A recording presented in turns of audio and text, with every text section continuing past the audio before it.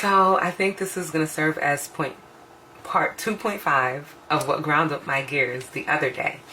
And I just want to start it off by saying, to finish off the last video, I always try to show my appreciation to my clients because I really do appreciate y'all.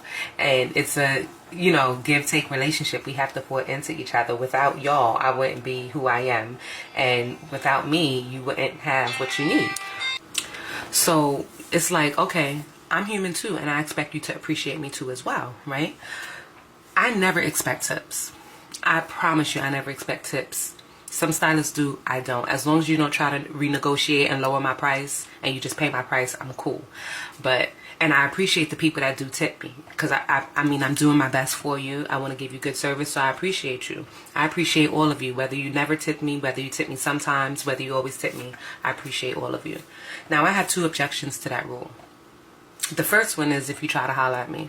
If you try to holler at me and you've never tipped me, if you're trying to holler at me on the moment that you're paying me and you're not tipping me, that's weird to me. Because it's like, you're a man, I'm a woman. Aren't you trying to impress me? You're supposed to be wanting to impress me. Like, that's the kind of men that I want. Men that are going to want to impress me because I'm going to want to impress you. So you're trying to holler at me and you're just going to pay the exact price. That's weird to me. It's happened before to me. I've had both sides. I've had someone try to holler at me and they don't tip me. I've had someone try to holler at me and they do tip me well. And, well, if you don't tip me and you try to holler, I'm not going to holler back.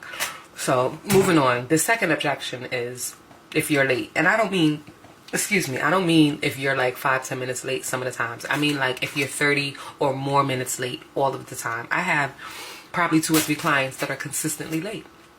Like every appointment, I know they're going to be late. And the time varies. It could be 15 minutes late. It could be 20 minutes late. I have one client, they're at least 30 minutes late every time. And, honestly, I'm going to start charging for that. I'm going to start charging a little $5-10 extra because a lot of times it makes me have to push back the client after them.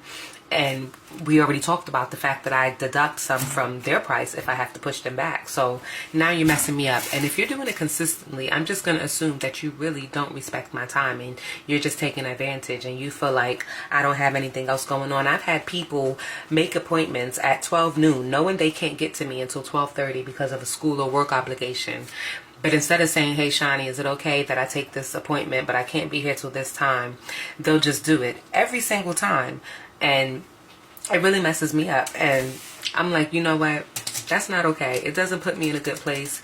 It messes up my energy for the day while I'm doing your hair. Now I'm not even as glorious as I could have been because you irritated me by being late. We got to do better.